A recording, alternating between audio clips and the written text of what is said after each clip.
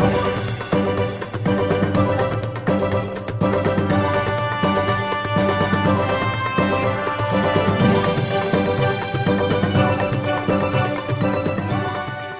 นวางแสดงและตลาดนัดวิทยาศาสตร์และเทคโนโลยีเพื่อการพัฒนา 2014 ได้จัดขึ้นในระหว่างวันที่20ถึงวันที่26ที่ศูนย์การค้าลาวไอเทคนครหลวงเวียงจันทน์โดยการให้เกียรติเข้าร่วมเปิดพิธีในครั้งนี้ของพระนาถานสมสวัสดิ์เล็งสวัสดิ์รองนายกรัฐมนตรีแห่งสปป.ลาวผู้สินำกลุ่มเวียกงานเศรษฐกิจวิทยาศาสตร์และเทคโนโลยีท่านบัณฑิตศาสตราจารย์บเวียงคำวงศ์ดารารัฐมนตรีว่าการกระทรวงวิทยาศาสตร์และเทคโนโลยีบรรดารัฐมนตรีว่าการและรัฐมนตรีช่วยว่าการทูตานุทูตแขกถึกเชิญและภาคส่วนธุรกิจต่างๆเข้าร่วมและพวกเราก็ขออนุญาตนับถอยหลังเพื่อเป็นสัญญาณให้งานได้ตัดแคปค่ะ3 2 1ขอเสียงตบมือดังๆเพื่อเป็นการส่งเสริม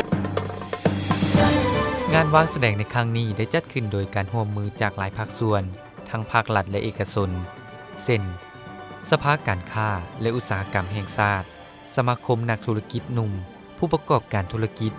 บรรดาห้างห้านบริษัทรวมทั้งสถาบันการศึกษาต่างๆเพื่อเป็นการเผยแพร่พระบทบาทความสำคัญของผลการค้นคว้าพัฒนาและการนำใช้วิทยาศาสตร์ติดพันกับการพัฒนาเพื่อหันประเทศให้เป็นอุตสาหกรรมทันสมัยเทอละก้าวและเพื่อลดพ้นความทุกข์ยากของประชาชนลาวบรรดาเผ่างานวางแสดงในครั้งนี้ได้เชิญเอาบรรดาภาคส่วนต่างๆเข้าร่วมทั้งภาครัฐและเอกชนพร้อมเดียวกันก็ยังได้รับการอุปถัมภ์จากบรรดาบริษัทห้างห้านต่างๆเพื่อรับใช้เขาในการจัดงานครั้งนี้อีกด้วย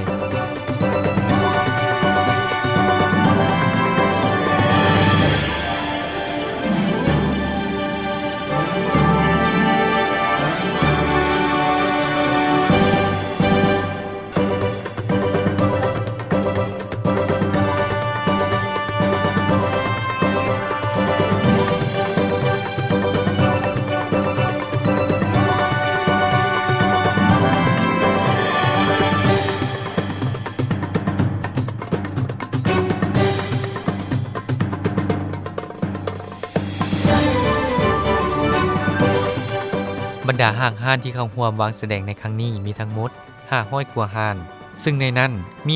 174ห้านภาครัฐ39ห้านผู้อุปถัมภ์21ห้าน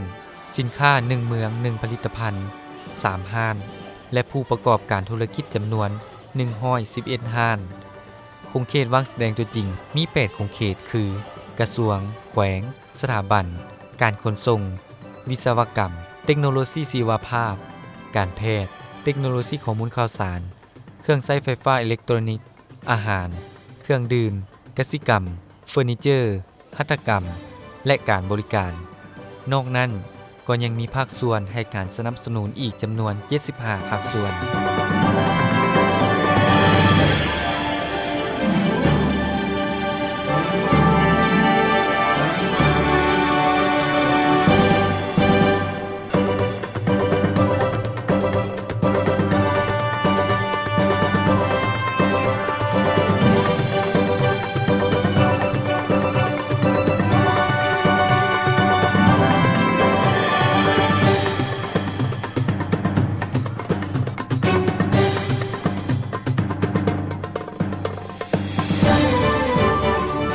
งานวางแสดงในครั้งนี้นอกจากมีห้างห้านวางแสดงแล้ว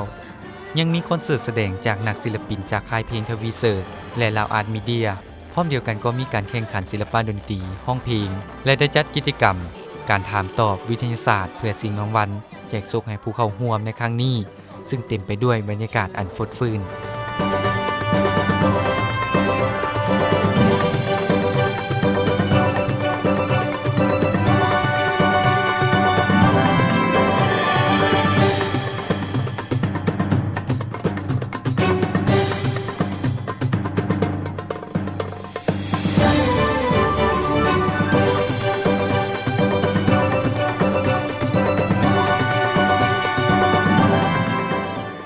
เคียงคู่กับงานวางแสดงในครั้งนี้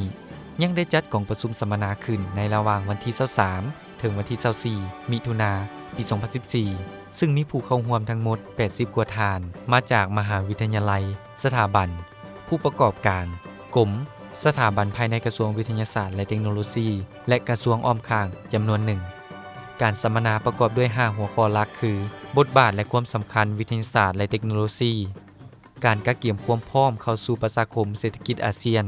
พลังงานทดแทนและวัสดุใหม่เพื่อแก้ไขชีวิตการเป็นอยู่ของประชาชน